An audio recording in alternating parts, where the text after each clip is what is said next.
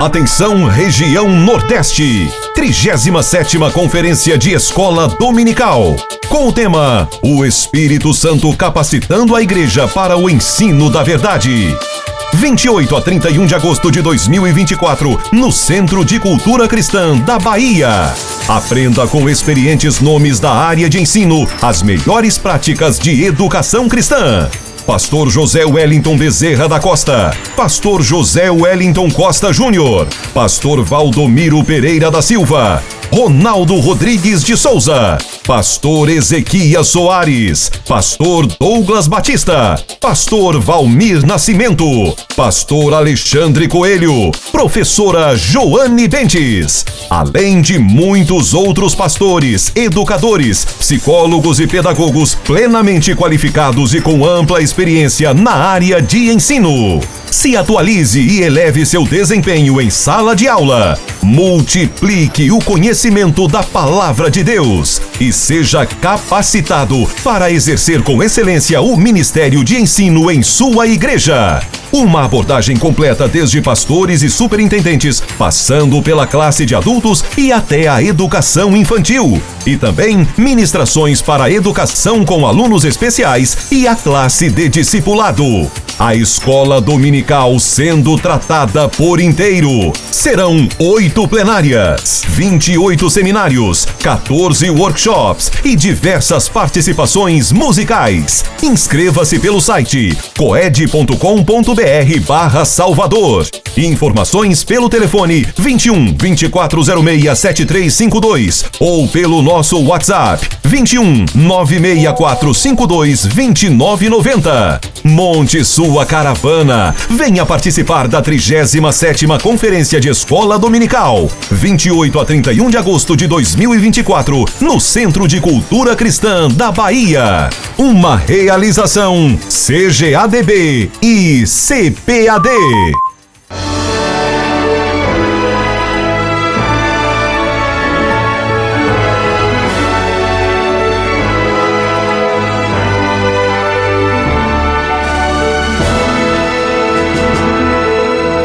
Subsídios. Lições Bíblicas. Jovens. Lição 8. A consequência destruidora do prazer carnal. A paz do Senhor, queridos irmãos.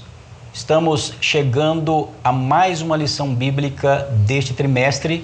Estamos estudando o livro de Daniel, na cova dos leões. Estamos agora na lição número 8, com o tema A consequência destruidora do prazer carnal. Vamos para o texto principal dessa lição, que está em Daniel, capítulo 5, versos 26 a 28. Mene, contou Deus o teu reino e o acabou. Tekel, pesado foste na balança e foste achado em falta. Pérez, dividido foi o teu reino e dado aos medos e aos persas.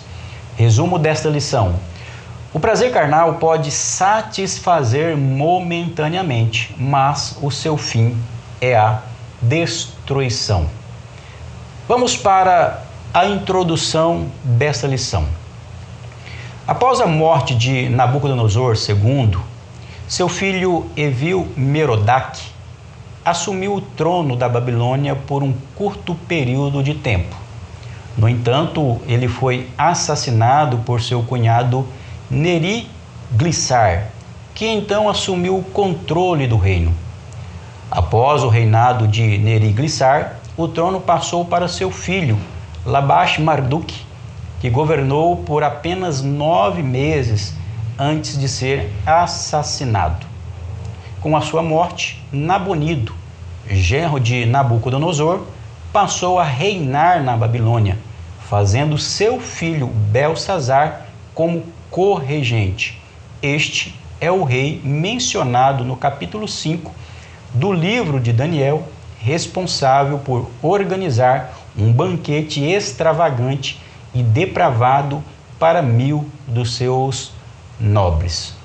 Antes de entrarmos propriamente na aula de hoje, vale lembrar que, além da lição bíblica, nós temos o livro de apoio do trimestre, que contém recursos, informações adicionais e subsídios para aperfeiçoar a sua aula.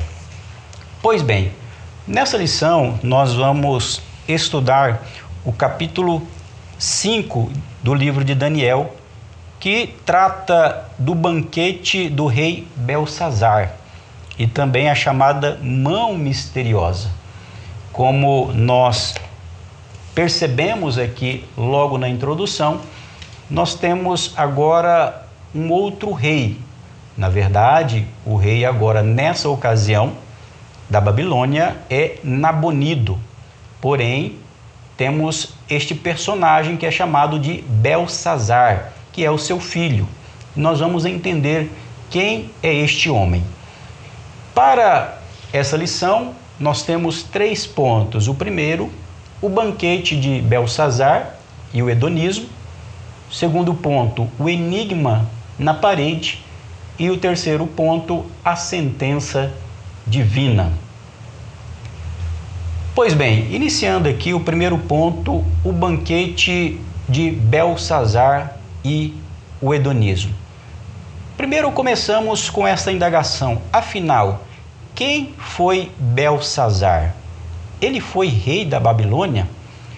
Aqui eu já chamo a sua atenção, e destaca-se isso tanto na lição quanto no livro, que críticos da Bíblia negam a sua existência. Alguém vai dizer que este homem nunca existiu na história.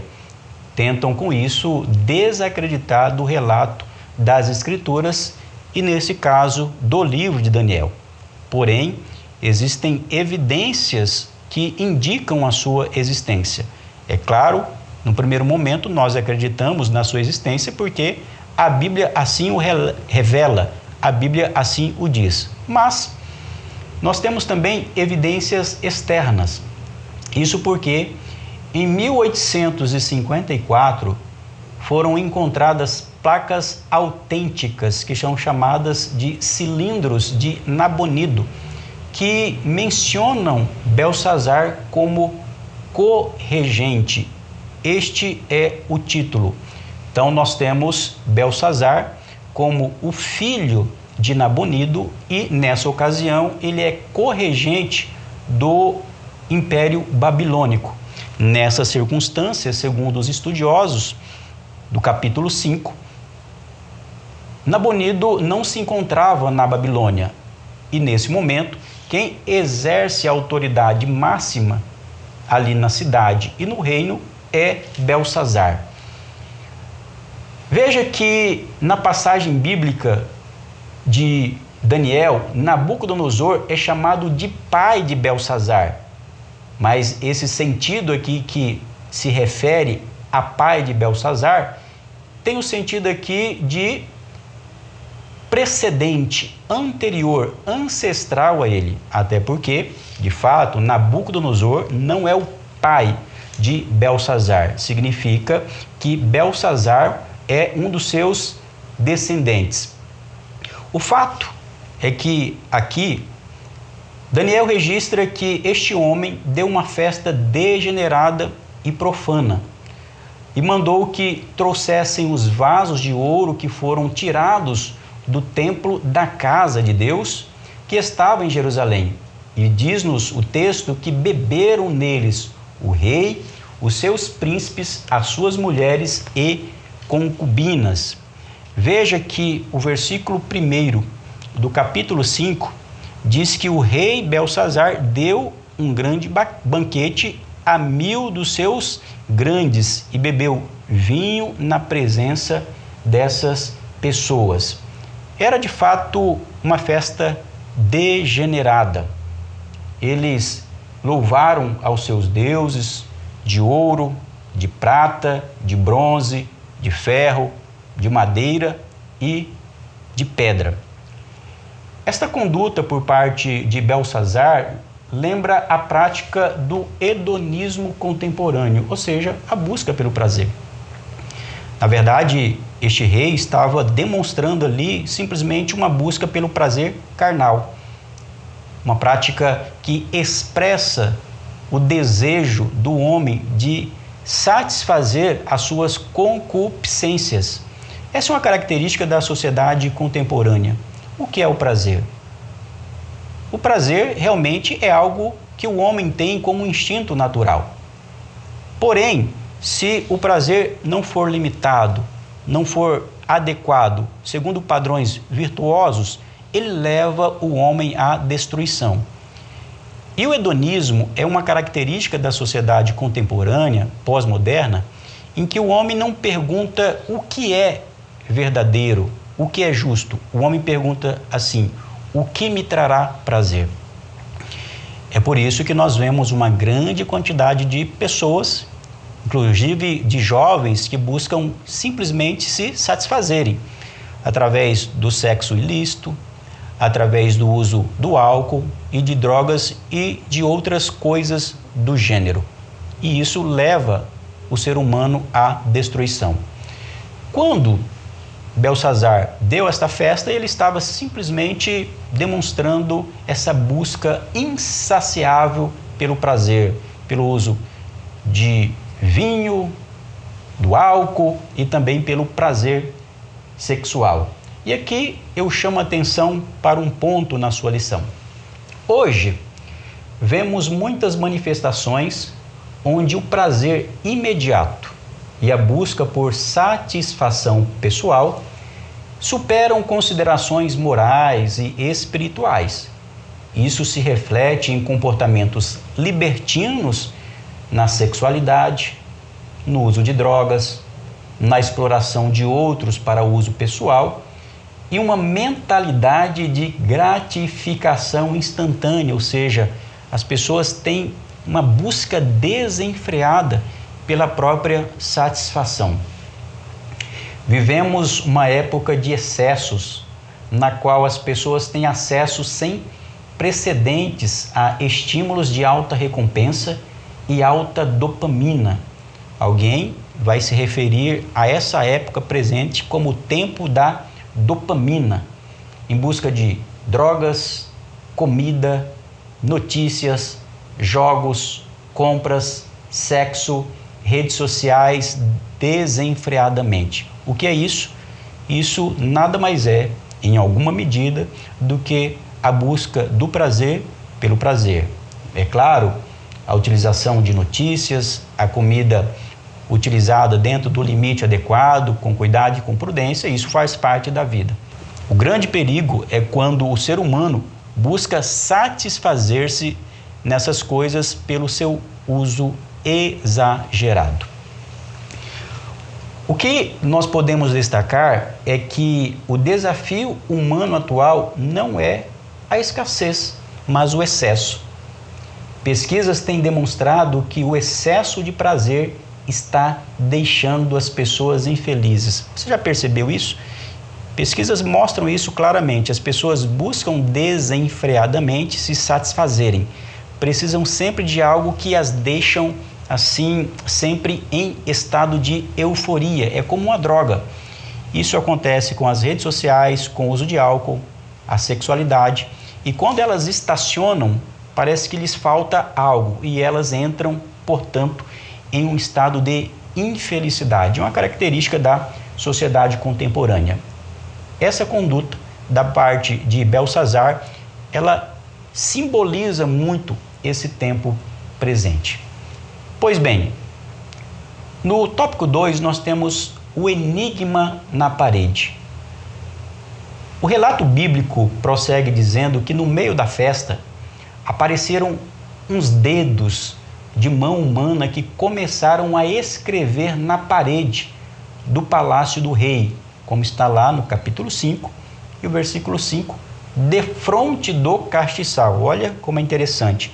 A mão começou a escrever no decorrer daquela festa em um local que estava na frente do castiçal. Era o local que trazia luz para aquele ambiente e era um local que o rei poderia ver aquela mensagem. Naquele momento, é claro, o pavor tomou conta de todos. Diz-nos o texto bíblico que as juntas dos seus lombos, de quem? Do rei, se relaxaram e os seus joelhos batiam um no outro. É até interessante nós percebermos esse relato da parte de Daniel para demonstrar o assombro, o medo, o pavor da parte de Belsazar quando ele vê uma mão escrevendo aquela mensagem. O relato vai dizer que o rei chama os sábios e diz que dará um prêmio a quem interpretar a mensagem. Qual seria o prêmio? Ele seria vestido de púrpura e ainda receberia uma cadeia de ouro no pescoço, e no reino seria considerado o terceiro governante. Eu chamo a sua atenção para esse aspecto. Por que o terceiro governante? Porque isso atesta aquilo que nós falamos, que Belsazar era corregente, ou seja, ele era o segundo em comando.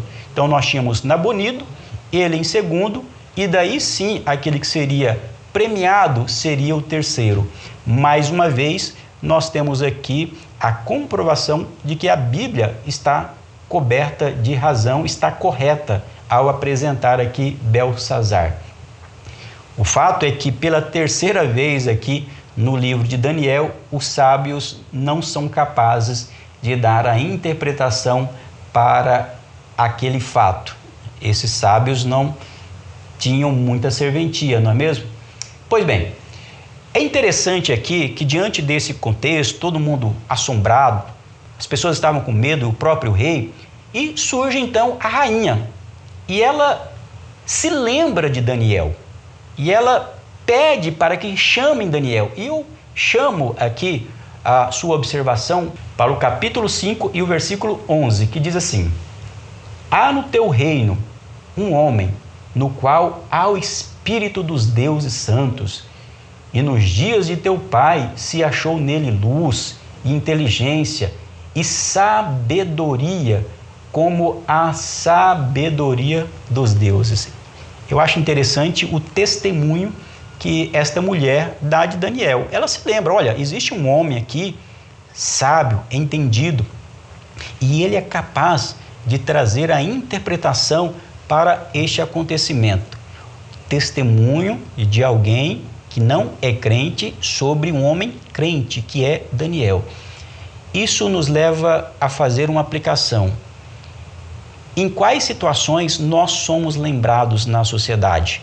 No meio dos nossos amigos, no nosso trabalho, na nossa família. Aliás, nós somos lembrados? Isso é importante para você aplicar na vida dos seus alunos. Pergunte a eles se eles são lembrados em momentos de dificuldades. Alguém tem pedido para eles dar uma palavra de conselho? Eles estão preparados, por exemplo, caso alguém os chame para dar um estudo bíblico ou para orar por eles? É importante isso daqui. Veja que, mais uma vez, nós temos aqui a demonstração de que Daniel era um homem de testemunho. A vida dele falava por si só.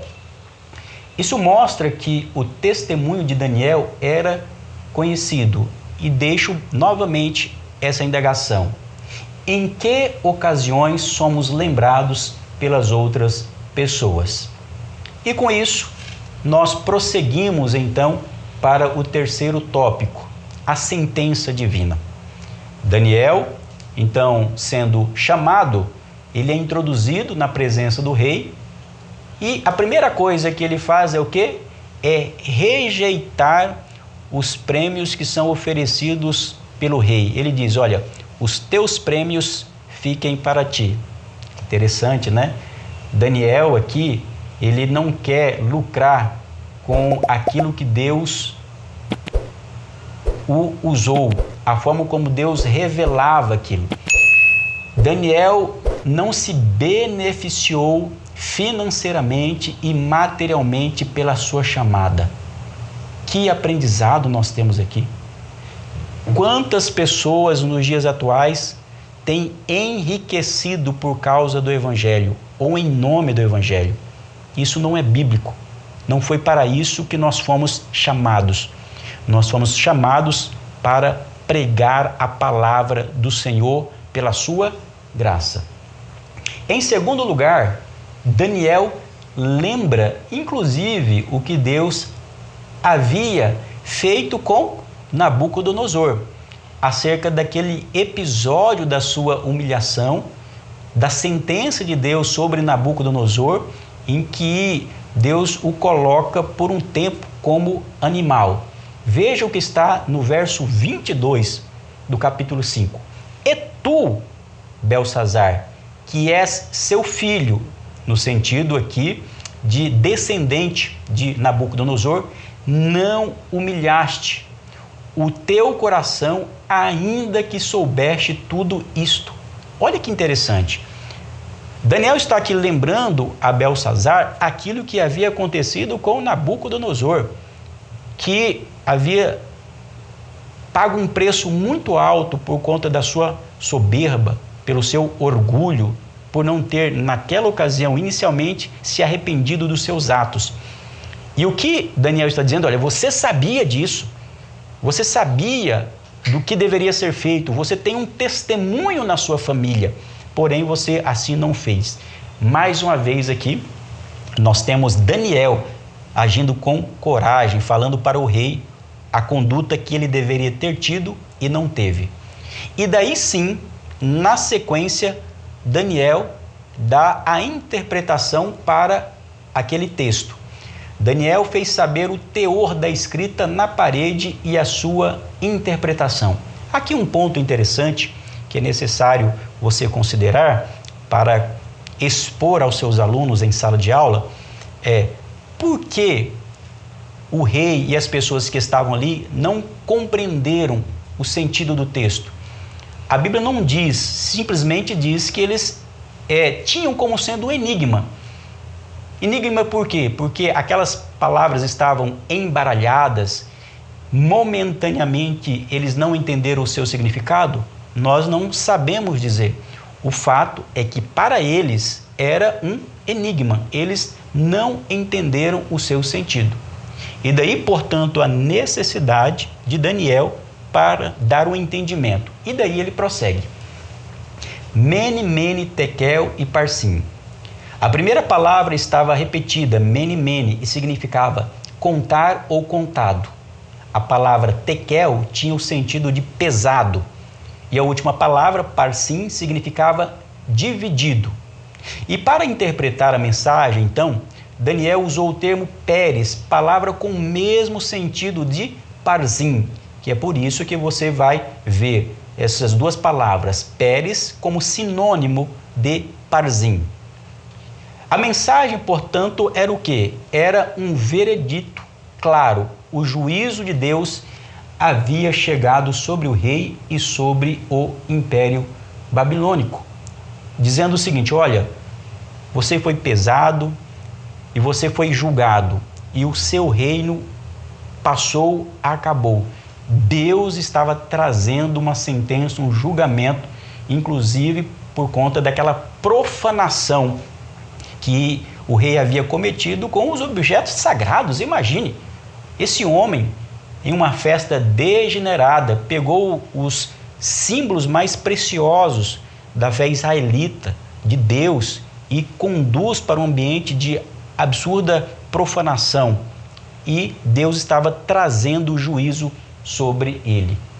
E a Bíblia e a história também vai destacar que o juízo, de fato, se abateu rapidamente. Naquela mesma noite, a palavra se cumpriu e o rei foi morto pelos caldeus. Está lá no capítulo 5 e o versículo 30. A Bíblia vai destacar, e a história também vai dizer, que Dario entrou e tomou a cidade da Babilônia. A história vai destacar que nesse ato, nessa invasão, eles desviam o curso do rio Eufrates. Inclusive a Babilônia era uma fortaleza, era muito difícil de ingressar dentro da cidade, mas por meio de uma estratégia, nós temos Ciro, que é um imperador, e nós temos Dario, que é o seu comandante. Eles então fazem um desvio do rio, conseguem um espaço, portanto, para adentrar a cidade e tomam a cidade. E naquele momento, portanto, nós temos o fim do Império Babilônico. A festa se converteu em pranto. O prazer momentâneo deu lugar ao sofrimento. Belsazar morreu sem tempo de se arrepender de seus pecados. Os medos e os persas passariam a reinar no lugar do Império da Babilônia. Deus, mais uma vez, demonstrou a sua soberania sobre os reis da terra e a consequência destruidora do prazer carnal. E este é um ponto que nós devemos chamar a atenção: o perigo destruidor do prazer carnal. Esta é a razão pela qual as Escrituras chamam a atenção para as obras da carne. Veja o que o apóstolo Paulo vai escrever na sua carta aos Gálatas, no capítulo 5, quando ele diz: porque as obras da carne são manifestas, as quais são prostituição, impureza, lascívia, idolatria, feitiçarias, inimizades, porfias, emulações, iras, pelejas, dissensões, heresias, invejas, homicídios, bebedices, glutonarias e coisas semelhantes a estas, acerca das quais vos declaro, como já antes vos disse, que os que cometem tais coisas não herdarão o reino de Deus. Fica aqui, portanto, esse destaque. Em uma sociedade do espetáculo, como diz um determinado autor, que nós estamos vivendo agora, em que as pessoas buscam prazer pelo prazer em tantas coisas, olhemos para o padrão que Deus estabelece para o seu povo, ou seja, um padrão de santidade, em que nós buscamos não as obras da carne, mas nós buscamos o fruto do Espírito. Por quê? Porque o prazer carnal, a sua busca, o hedonismo, traz consequências destruidoras, tanto para o homem individualmente, tanto quanto para a sociedade como um todo. Um determinado historiador, faço aqui um parênteses, destacou que um dos motivos da queda de um outro império, que foi o Império Romano, aconteceu exatamente por conta dessa busca pelo prazer. Mais um indicativo da história de como a busca pelo prazer, o hedonismo, pode destruir uma pessoa. Este é um ponto muito importante para aplicar na vida do seu aluno. E com isso, nós vamos chegando ao final de mais uma lição. Ao término dessa lição, converse com seus alunos, pergunte como está sendo a vida e o caminhar deles com Cristo. Eles estão passando por alguma dificuldade espiritual, emocional? Acompanhe a vida de cada um deles. Porque o ministério que Deus estabeleceu na sua mão como professor, como professora, é crucial para mantê-los no caminho que conduz à eternidade. Deus abençoe a sua vida e nos vemos na próxima aula. Até lá!